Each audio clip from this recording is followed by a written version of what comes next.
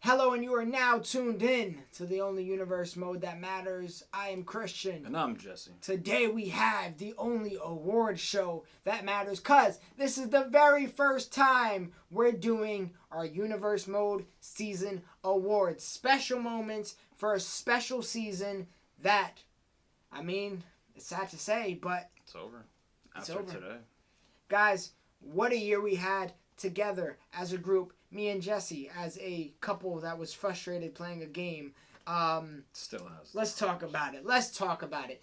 We've been through the trials and tribulations. R.I.P. to the hours we lost due to a blue screen. R.I.P. to AJ Styles reversals. R.I.P. to every brain created, cells lost trying to figure this thing out. Every created arena we tried, every attire that wouldn't work. Oh my god, just the games. Could write a list. Yeah, bro.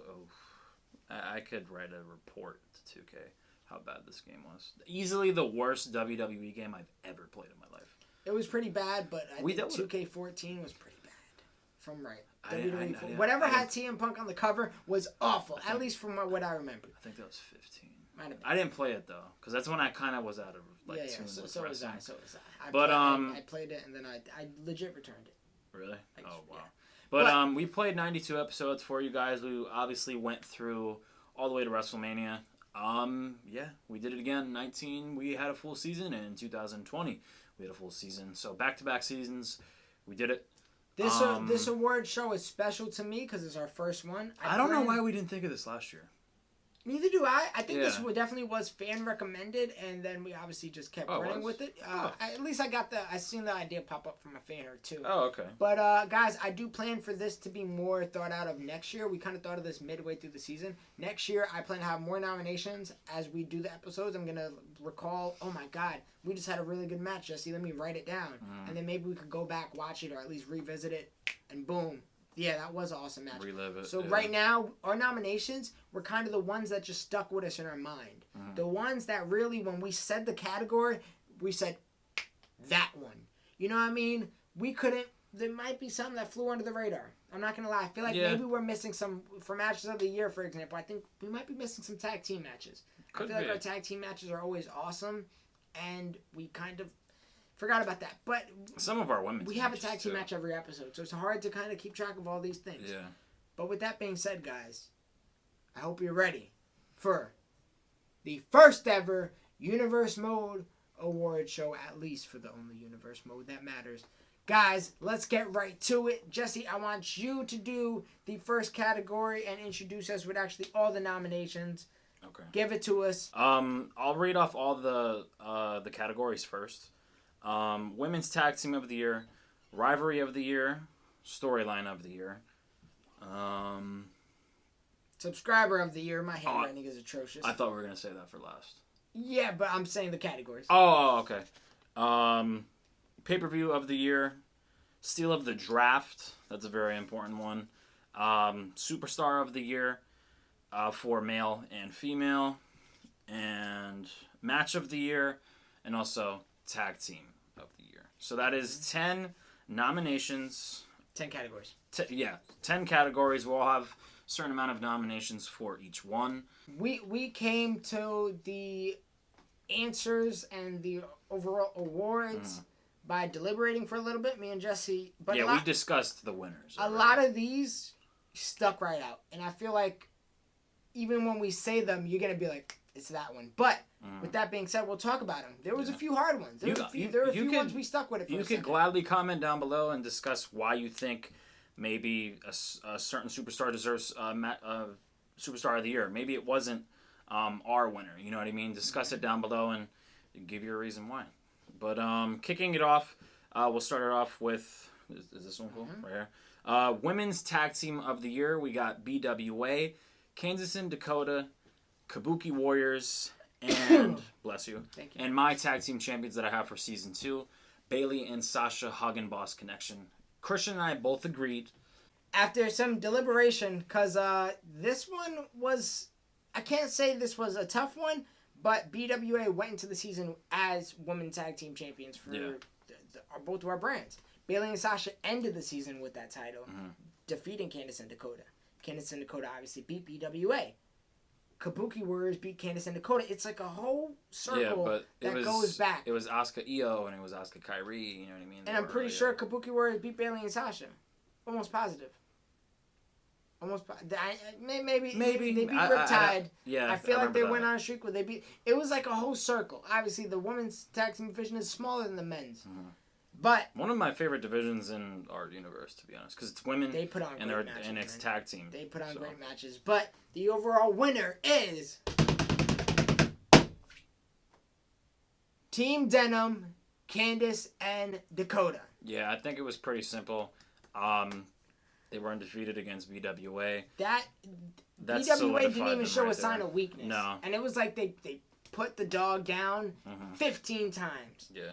And losing to Kabuki Warriors, even those two losses, the table match loss, that was Jesse kind of giving up. I'm gonna be honest. Yeah, Jesse, I remember that match vaguely. Jesse just couldn't put me through a table, and he thought maybe his best option was to maybe get rid of somebody because I think Dakota kept screwing with you. Yeah, because it was the CPU that was like kind of messing it up. I remember I was trying to finish you when you had like either no reversals or no resiliency, and literally the CPU would like keep hitting like Io or Asuka, whoever was in the match, and like I couldn't finish it, and I was like, fine, like I want 1v1, I'll feel more comfortable with this, and it screwed me because I lost, and it ended Candice and Dakota's run as the champions. But the way I look at it, the way I agreed to see with this winner was, one, because Kabuki Warriors, yes, they beat Candice and Dakota, but you had Io and Asuka as the champions. Kairi Sane was the Kabuki Warriors with Asuka, so was that really a tag team? It's hard to define their run, and plus, it seems like their run was just a stint in a longer term of a story. Mm-hmm. And BWA, they lost every time against Candice and Dakota. And Bayley and Sasha, they just became my champions. So, Candice and Dakota, Team Denim, I also feel like Candice and Dakota had a great run in the beginning of the season, and they also pushed in that tournament at the end of the season. Exactly. They were not too shy from ending the season as the champions as well. I'm big fans. Shout out to Candice and Dakota. I'm big fans of both of them. Let's see what they can do season 2. What brand would they be? Our next category is Rivalry of the Year. Io, Asuka, and Kairi Sane. We saw that at WrestleMania. It was match of the night. It was match of the pay-per-view. And it was a really fun rivalry. Also, Seth Rollins versus Aleister Black. Those guys had great matches for months in this universe. Fiend versus Dolph.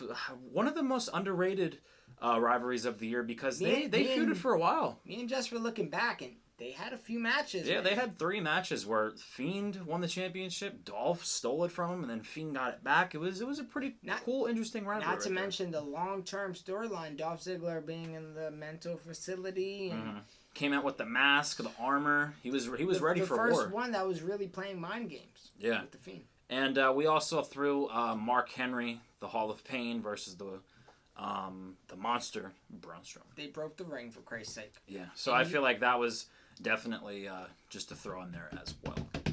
And your winner is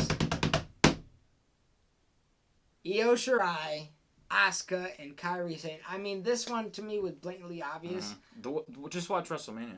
God, man. I mean... if you don't want to watch any of the other build, literally just watch WrestleMania. We talked about the Fiend and Dolph, how long that was. This rivalry goes all the way back to when everything first started. It literally goes back to episode 1. I said it before, I'll say it again. I drafted the Kabuki Warriors. He drafted Io Shirai, and I said she was literally a must-want on my list. And it was for this reason. I was able to luckily trade her, and that was... Ultimately, I knew what Jesse wanted, and I knew what I wanted. If you were to go back and see that trade, I forgot exactly who it was I got Sasha. So, yeah, Jesse wanted to form Hug and Boss Connection, Boss and Hug Connection. I wanted this to happen. It was from the jump, and I'm glad I was able to make it happen. Real awesome. I'm going to get into the next award. It is Male Tag Team of the Year. We have Rated RKO, Street Profits, Keith and Kevin Show. Keith and KO Show. Mustache Mountain. This one, Mustache Mountain, now champions. Rated RKO. Just lost their championship. Street Profits. One of the longest reigning champion on SmackDown this season. Yep. Keith and Kevin Show, the longest reigning Raw champions, Raw Tag Team champions on this season as well. Both have a complete conversation a discussion could be made for each of them. Yeah. But honestly. there can only be one winner. And Jesse, who is it? Winner was Monday Night Raw.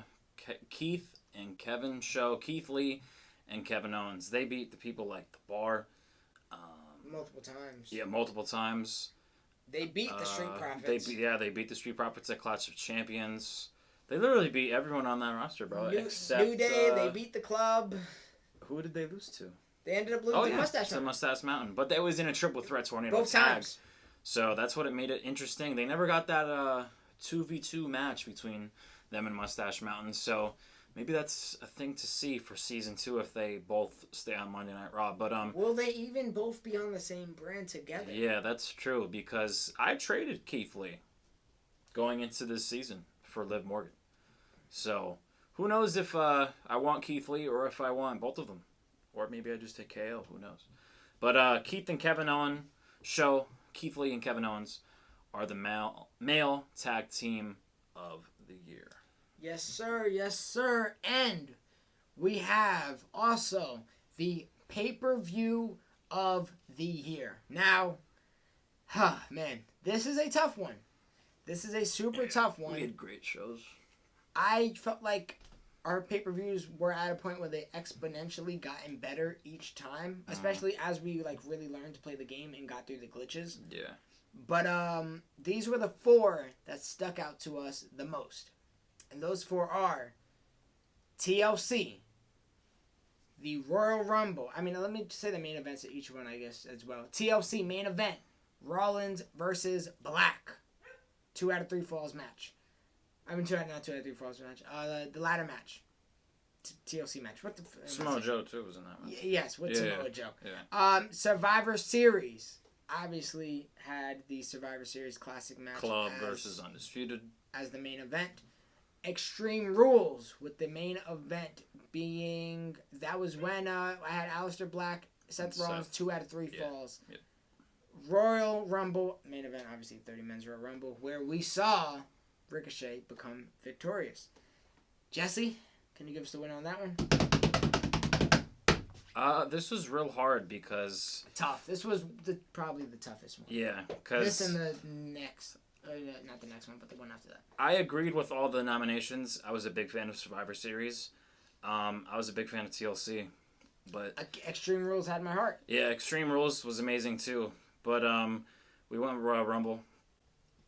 One, because it had Rhea Ripley and Sister Abigail. Had Brock Lesnar and Aleister Black. It had the 2 women's Royal Rumble matches. It was just beautifully built. I thought, man, those Royal Rumble matches, we didn't put them for match of the year, but they could have been. The stories were told, even with some of the glitches, and we obviously had the one with the women's. Yep. Didn't matter, man. No, it didn't. It kind of made it even better. It still worked because I still ruined it from you. And Ricochet won. The Fiend beat Matt Riddle. It was a great pay-per-view. Aleister Black, this was really destroyed Brock Lesnar. Aleister Black, he beat Seth Rollins, but he didn't destroy Seth Rollins, obviously. He skinned a win from Seth Rollins. But he destroyed Brock Lesnar. And then, this was where he really showed, okay, I'm legit. I am legit. Yeah, once he beat Brock, I was like, yeah, he might have that title till Mania, which he did, and he defended it. He beat Ricochet at WrestleMania, and he had hell of a season. And to me, the Sister Abigail and Rhea Ripley match, all year we thought Rhea Ripley was the one. You wanted it to be Rhea Ripley. Yeah. And she didn't even get the opportunity until Mania to actually win. Yeah. It kind of worked because she got that bigger limelight. She won at the biggest pay-per-view of the season of wrestling. Obviously, it's the Mecca. It's the biggest show. It's the biggest pay-per-view. It's where all the stars are born, and Rhea Ripley was born. And nothing's ever scripted. I'll put the cat out of the bag right now. For Jesse, I think his original main event was Becky, Liv, and Rhea Ripley. Originally, it was Rhea versus Becky, but then Sister Abigail was born, and that changed everything. But, yeah. Rhea Ripley's my champion, and pay-per-view of the year, we decided it was Royal Rumble.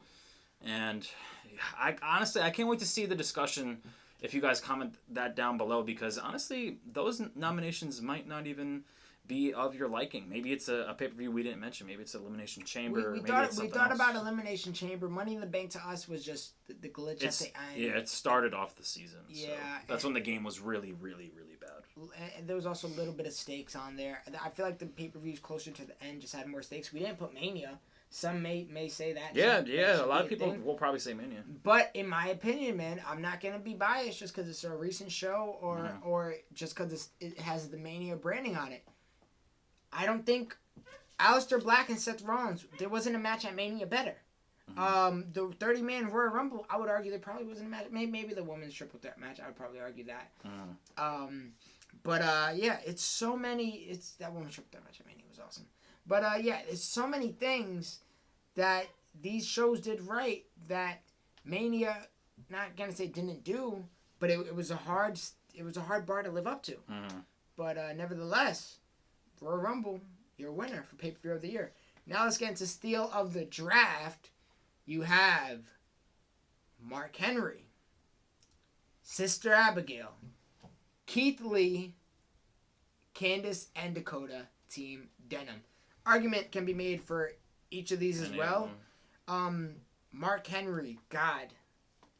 I didn't even think I was like, because I asked Christian during the draft, I was like, can I take Mark Henry? He's like, he's on the board. I was like, but he's a legend though. He was just like, he's on the board. I was like, all right, I'm taking him. And all these people were drafted off air. That's very true. None of these names were. No. I remember drafting Keith Lee on camera. Oh, he was traded off air. Yeah, he was traded off air for Sister Abigail. I guess that's also why we put him for Steal the Draft. I actually traded you, Liv Morgan, for Keith Lee. Yeah. Because you had the idea to turn her into the Sister Abigail. Candice From and day Dakota, one. They weren't even really meant to be a team. That was an experiment. So all these people had a valiant argument for Steal of the Draft, Surprise of the Year, one may say, but there's only one winner, and that winner is... I think it's very obvious. Sister Abigail. I took her literally episode 1. I did not want to honestly trade Keith Lee because I had a lot of ideas with Keith Lee. I'm not going to say because I could possibly get him. But yeah, Keith Lee was in my plans for this season, but I was like, you know what? Let me pull the trigger on this Liv Morgan idea I have. And it worked. She was one of the best champions, one of the best female superstars. Hands down, Steal the Draft. And it worked for you too. I don't think that's a question. It worked for you too because Keith and Kevin Show are the tag team, male tag team of the year too. So he got an award and I got an award for my show. Yep, so absolutely, Jesse. I think it is time for. We only got 4 left, and I think it's time for Storyline of the Year. First nomination was an idea that I thought of. Randy Orton, RKO, Rookie Killer Orton. Idea I wanted to have with this was literally just have Randy Orton kill. Not literally, but kill the plans, the plans of the build-up of all of the NXT stars that I drafted and all the young guys that are obviously not on the main roster in real life, like people like Gargano, Tommaso, Velveteen, Street Profits. Well, now they are. But you get the point. Matt Riddle. And Matt Riddle literally, Randy Orton beat Matt Riddle, Tommaso, Velveteen. Look what happened to Matt Riddle at WrestleMania. Tommaso and Velveteen went to another show. Street Profits, Rated RKO, beat them. It could be a curse, man. It could be a curse, and going into Season 2, he's still going to be Rookie Killer Orton, either if he's going to be on Raw or SmackDown. Sister Abigail being born. Can Sister Abigail win another award? She was the Steal of the Draft. Can she be a nice award for Storyline of the Year as well? Aleister Black finally becoming a champion. Obviously, this is a huge storyline because last season he beat Undertaker. He beat literally everyone on 2K19. Going into this season, he never got a championship shot last year. Yeah, never got an opportunity in 2K19 season. 2K20, he became a champion, and he lost a few times before he got there. He fought to be there. I feel like this one is a special one. We talk about the Elimination Chamber.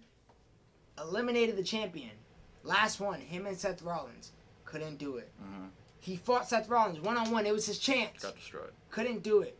Ladder match. Able to climb the ladder, but he couldn't prove himself against Rollins yet. Mm-hmm. But he did that. Mm-hmm. So I feel like that was like... That, to me, when he beat Rollins in the 2 out of 3 falls match, that was his championship moment. Yeah. Yes, he grabbed the title before, but he didn't have it until that moment. Yeah. And the last nomination was the main event at WrestleMania. It was Kairi Sane getting her ultimate revenge on Io Shirai. Again, I mean, any explanation, the circle went into a complete 360. How it started, it's how it ended.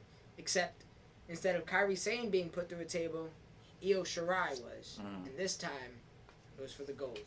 So, great options here. Me and Jesse, we talked a lot about this. This was our This is an interesting one, too. This was our most argumentative one, for sure. But the winner is Sister Abigail being born. I mean, let's talk how we did it, man.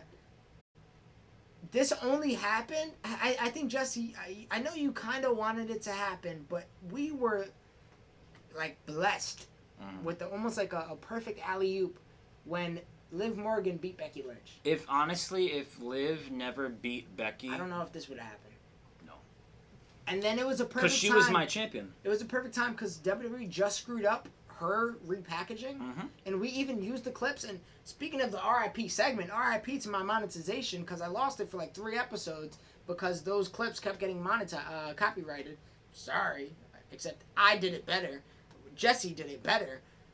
Sister Abigail became, in my opinion, almost the star of the whole universe. If she would have won at Mania... She shined the brightest. If she would have won at Mania, she could have been probably Superstar of the Year. She would have been up there for... she's nominated. Yeah, she is nominated still. still. If she wins. But if we talk about totality, superstars, let's get rid of women, let's get rid of men. Just talk about superstars. She might have been it. And I think we know now that she isn't. I don't think that's a spoiler, me saying that she isn't out of Aleister Black and everybody else. But, she definitely had one of the best characters, along with her brother, The Fiend. She was the seal of the draft. And her being born and her having the reign where she beat Becky Lynch, she beat Rhea, it solidified Sister Abigail or Liv Morgan, Dead Morgan, whatever you would like to call her.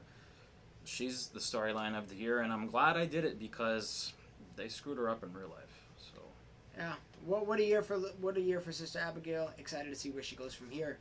Now let's talk about the superstars of the year, both men and women. We'll kick it off with the men first because I feel like this is less of a discussion, to be honest. So let's talk about it. We got Aleister Black. No, I don't gotta explain this. Aleister Black, Universal Champion, almost for the whole back half of the season. We just talked about his reign to get there. Ricochet, King of the Ring winner, Cruiserweight Champion, Royal Rumble winner, WrestleMania main event. Let me stop. Kofi Kingston, Intercontinental Champion for almost a whole year. Lost it one time. Got it right back. Has had matches of the year. Yeah, he was nominated for 1 or 2? 2. He was nominated for 2 matches of the year. Sure. I think so. Kofi and Ali, and what else? That's it. It was Ricochet was nominated for 2. Oh, I'm sorry. Kofi was nominated for 1. Yeah, just 1. But he's always in great matches. Then you got the Fiend, Bray Wyatt. I mean, this is a guy who lost the championship, got it right back. Legit 3-time WWE champion in this one season. Universe mode. That's some John Cena. Some stellar stuff, man. Stuff right there. And when he's unstoppable, he is unstoppable. But can only be one, and I feel like we almost discussed this on every. We discussed it right after he won it. Every episode. So. We discussed it right after he won it. No drum roll needed. It's Aleister Black. We literally said Aleister Black is Superstar of the Year soon as he pinned Ricochet. Especially in that fashion. Yeah. No question. Even though Ricochet fought, we knew the winner of that match. If Ricochet won, we probably would have gave it to Ricochet. No, I think that it was clear that battle was for Superstar of the Year. Yeah, exactly. And I love how it was like your best 2 superstars going at Mania in the main event of Part 2. And real simple. Aleister Black beat Brock Lesnar, beat Ricochet, beat Seth Rollins. He literally beat everybody, man. Yeah, he lost a few times, but he's a champion, and he's going into season 2 as Christian's main champion. Now, the woman superstar of the year, the one that probably has more of a debate to be made, because me and Jesse were debating for a while. We went back and forth. There's literally arguments for each of these women, and I can't wait to get to them. Jesse, say the nominations, please. There's 4 nominations. Sister Abigail, obviously being the first one. Rhea Ripley, who is the champion going into season 2. Io Shirai, and Bianca Belair. Sister Abigail, I don't think we need to gas her head up anymore. We already discussed You guys know what she did this year. Io Shirai went into Mania with that championship, and she had an incredible run. She was the only one to hold both titles in the respective women's division. She held the tag team championships with Asuka while Kairi Sane was injured or written off, whatever you want to call it.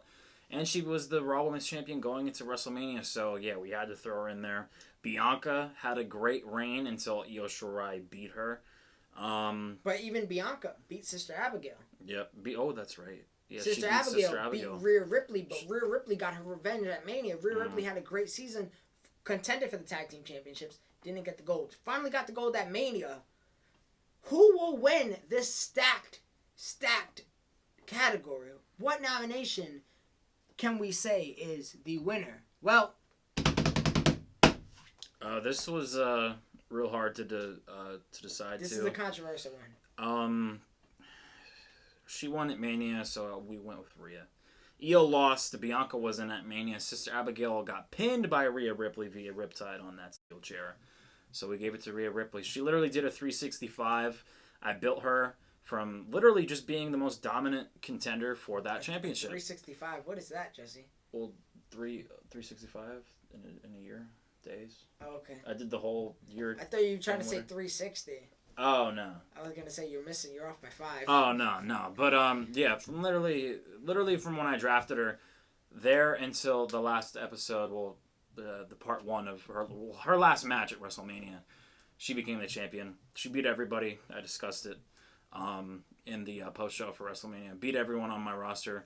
Lost to Sister Abigail. Got another opportunity by beating Ronda Rousey at In Your House pay-per-view, making it a triple threat, and she beat the champion.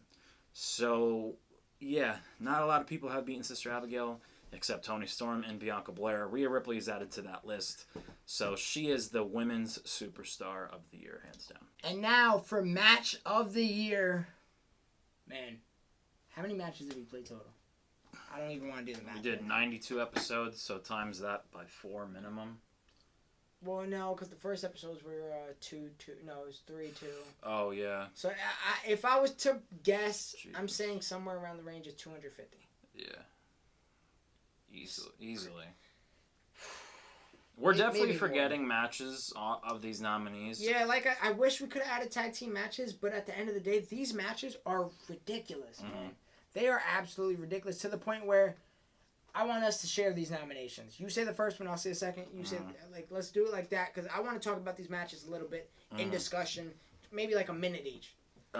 This was for the last shot at the Cruiserweight Championship. Me and Christian both share the cruiserweights on each rosters. I have cruiserweights, he has cruiserweights. But this is for the Cruiserweight Championship. It was for Ricochet's Cruiserweight Championship. And Roderick Strong was getting an opportunity in episode 77. And this was Ricochet's best match. Can you say that? He's nominated for another award. I know, but this was his best match, in my opinion. Possibly. I don't know, man. It's so hard. This was what made it even better is Undisputed was red hot. Mm-hmm. They were red hot, and it was like they could take over at any moment, and Ricochet held on and kept the title. Suffered some injuries. I had to sit him down for a few weeks, but I sat him down, I think, 1 week, and then he bounced to almost another match of the year with Pete Dunne. That's what the guy does. His next nomination, Ricochet, again, versus Mustafa Ali, episode 32. This is their 3rd match together, but 4th time seeing them in the ring together. I don't know if you remember. First match, their time went over the time limit. That's when I was doing that for Monday Night Raw. I might bring it back next year. I'm not too sure. Match went over the time limit. Only match to do that. So, I thought, it's only right. I put him in a 60, but no, it was 30-minute Iron Man match. It got tied again. And it got tied again. So I was like, God damn it, man. Anyways, fast forward a few weeks later, they meet in a fatal 4-way. Ricochet finally pins Ali for that Cruiserweight title. But it's not over here. Because that was a fatal 4-way. And we got to see it happen 1-on-1. Mano y mano.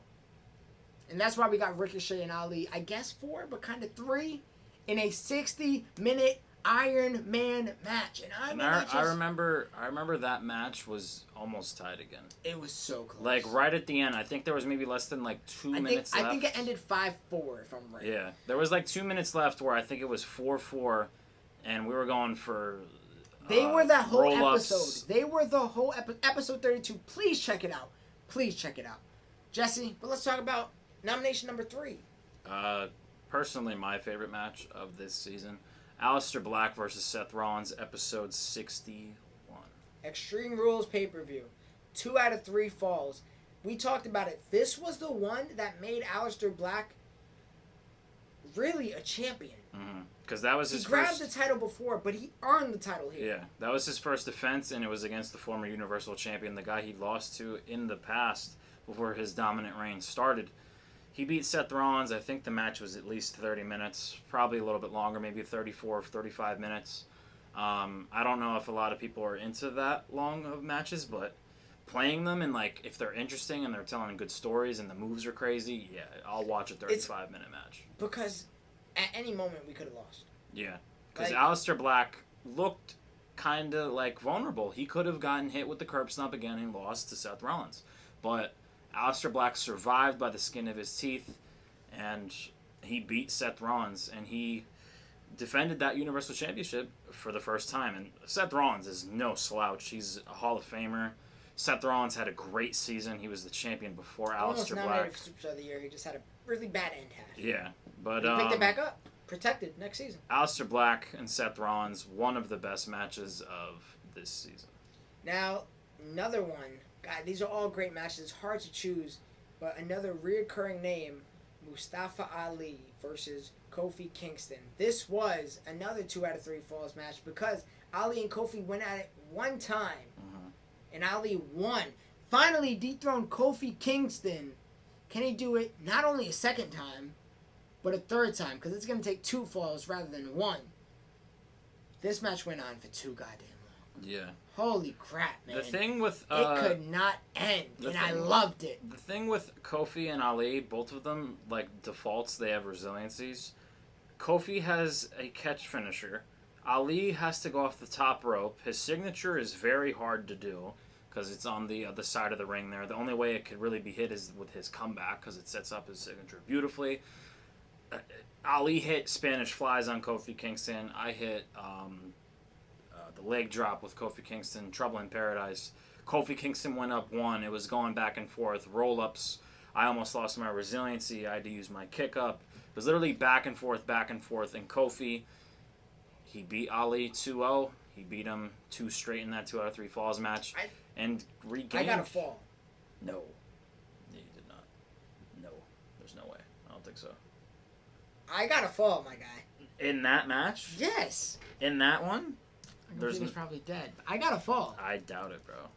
You're trying to discredit me. I got a fall. Nah, I don't think so.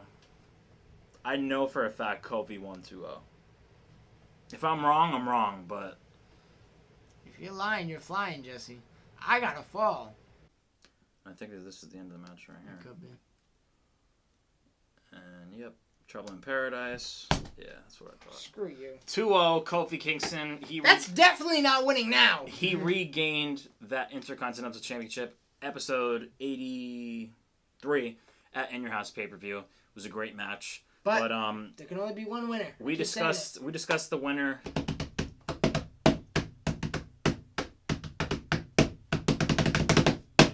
And it was It was personally my favorite match, and I kind of got Christian to agree with it too. Yeah, he coerced me. It was Black and Seth Rollins.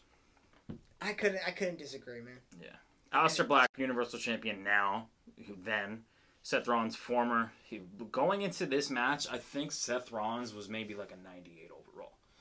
And we didn't adjust his overall. It's just how good he was before he started losing toward the end of the year. It's Aleister Black, it's Seth Rollins, man. Yeah. These two delivered, and who knows, maybe we see him deliver again next season. Mm-hmm. What a great year we had. Again, guys, this was a idea we had in our head for award show. And gonna be honest, I can't wait to do it next year. With that being said, we have one last award, and it is the most important award of the year. And I don't want nobody to get offended. It's just what felt right. So, for the last award of the year, we chose to do Subscriber of the Year. The guy that possibly showed the most love. The girl that probably showed the most love. Maybe the person was reaching out to us on the Twitter, the Instagram, which is AllOfTheAboveEnt, but there's no two E's. It's AllOfTheAboveEnt. That's how you spell it if you want to follow us on Instagram or Twitter. Yeah. What it came down to for us is this guy was awesome and made a bunch of attires for us. And if you guys he made everything. Saying, titles, you guys, arenas. He made so much that we didn't even use, to be honest. Which is we downloaded all of it. Oh, absolutely. I think we downloaded everyone's stuff that submitted. All the above attires, arenas, movesets, titles, briefcases, literally everything we downloaded from everyone because you guys put your effort into that. Yeah, you put your effort into it. We're gonna use it. But this guy, he went overboard. Where like I feel like he was like our editor. You know what I mean? Like he did the work for us with like attires and stuff like that. That way we could just download it, put it on that superstar, or just use it for that pay-per-view and. It's hands down. Do you want to say it? Do you want me to say it? Jesse, I'll say the first name. You say the last name. Skylar. Spider-Man. That should have been more of a rhythm. But Skylar Spider-Man, thank you for being our Subscriber of the Year. This one means a lot to us because you really helped us out. First of all, do you know how long it takes to make attires? I don't think people know. It takes a billion years to put it on them. Nevertheless, make him. So thank you so much because it saved us so much stress. It saved us so much time. It saved us so much worries. And guys, I don't want this to take away from anybody. We love all of our fans. I could think of a bunch of names off the top of my head. I don't really want to do that to single-handedly poke people out right now. But you guys know who you are. You're the same ones I shout out, the same ones I talk to in the premieres. Yeah. You guys are all awesome. Yeah, the ones that always like our videos, comment under our videos. You guys talk to us during our pay-per-views. WrestleMania, literally every pay-per-view we did a premiere. So you guys know who you are. But yeah, we went with the one I think that deserved it the most, and it was Skylar Spider-Man. So shout out to you. You did honestly as much work as we did. To be honest, you made all of our attires. Well, not all of them, but you made a bunch of them. I feel like you are our third guy in this universe mode, just taking time out of your day to make stuff for our content. And we appreciate it. Absolutely. So thank you so much, Skylar Spider-Man. Thank you guys, everybody, every single one of you that have, even if you watched 1 minute of our videos in the entire year, thank you so much because we really need it all. And with that being said, I'm going to talk about it in a future video. I don't know if it already came out or it's going to come out shortly after this, but it's going to be discussing the future of the universe mode. I need you guys to please check that out. And please give me your opinions on what I am talking about. I am mentioning the idea of possibly doing a Patreon with specific perks. Patreon is a pay-for subscription. It isn't like you guys are going to be missing out on the content we already do. Yeah. It's more so like you guys can get additional content. But it's a lot of work, this content. It's a lot of additional work, additional time. I work full-time. I finally graduated school, so at least I don't got to worry about that. But Jesse works a ton too. We got other things going on in our lives. This is only it's a big part of our lives, but it's nothing as a part of our income almost. We don't make much money off of it. It's pennies. Yeah. And I know YouTubers that do Patreon for like $2. Yeah, so it's not expensive. We're not gonna rip you off for $50. No. We're not gonna do that. If we charge you the $5, $2. whatever you want to give us. I literally think that's how it works. It's we'll probably have like a $2, $5, $10 tier. It's not much that we're asking. Again, it's kind of just for helping support and kind of, I'm not going to say making this worth our time, but putting some money in our pocket so we can keep this going and not, there's moments where real life catches up to us. And if we can feel more of a need to fulfill this portion of our life, this becomes a real life even more. It becomes realer to us. Yeah, because I definitely consider this like a part-time hobby. I want to make it to a part-time job. To be honest, yeah. Bro, if I can make YouTube a full-time job, God bless. Absolutely. God bless. And hopefully we can one day, but this could be possibly the start of it. So guys, please check out that video. I'm going to go way more in depth about that. I'm only going to cover a minute to it on here. But please check out that. And if you do want to support us, maybe that's a possible way. I'm only going to do a Patreon and do additional content. If we get a lot of support from it. If we get enough support worth doing it. I'm not going to lie. Like, if I could only make $50 a month, but I'm draining 20 hours into something, it doesn't add up into my time. And I'm already a very busy person as it is. I got, especially now in this freaking Corona times, man, I am stressing the hell out at work. And just a lot is going on. I'll talk about it craziness further in the video. In 2020, what a crazy year! What a crazy universe mode. This was our first award show. Hopefully, we do this for season 2, and hopefully, we do it for when the new game comes out in probably a year or two. But yeah, this was definitely a great idea. It discussed and it reviewed our last episode talking about season 1. Next time you guys see us, it will either be Christian discussing about the Patreon. Maybe I'll be here. I don't know. But after that, we'll be doing the draft, episode 1 for season 2. I have the first overall pick. And then right after that, episode 2, it'll be Monday Night Raw. And from there on out. You know what, Jesse? Hopefully we go to another WrestleMania. I think they're ready for the bomb. Pull up your calendar.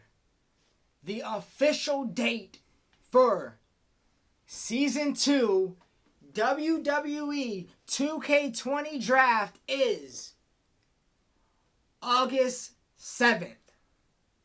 Official date, and then we get right into it. The first episode of Monday Night Raw will be dropping that following Monday, which should be August 10th. Guys, it is exciting times. Only way that gets pushed back is if this Patreon thing it picks up good feedback, and in that case, I will have to record a lot of things in advance, which I don't know if those days get pushed back at all. Maybe I push back the Universe Mode episodes, not the draft, but the Universe Mode episodes a week back. But as of right now, for sure, the draft is dropping August 7th, and hopefully the first episode after that, not too short after, 2 days, hopefully 3 days after that. Yeah, hopefully nothing goes wrong with COVID and locks us down again. That as well. Everything is uncircumstantial at this time. But what isn't is your support, guys. So thank you so much as always. Please, please, please. Successful year. Only fist bumps this year. Thank you guys so much for watching. As always, please like, comment, share, subscribe. Ring the bells, get our new updated videos, and we'll catch you on the other side of the universe. Peace.